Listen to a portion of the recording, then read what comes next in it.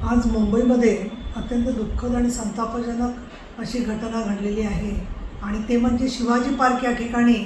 माँसाहेब मीनाताई ठाकरे यांचा जो पुतळा होता त्याची विटंबना करण्यात आलेली आहे। आज खरं तर प्रबोधनकार ठाकरे यांची जयंती आहे आणि या दिवशी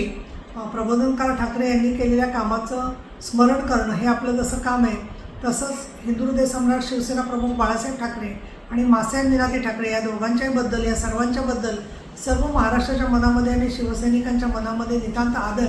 आणि अस्मिताची भावना आणि श्रद्धा आहे। अशा वेळेला माँसाहेबांच्या पुतळ्याबद्दल अशी विटंबना करणारा मनुष्य हा विकृत, असमंजस, समाजकंटक आणि वेडसरसुद्धा असू शकतो अशी माझी भावना आहे।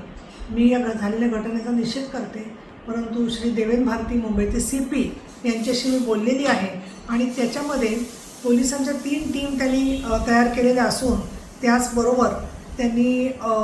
एक BNS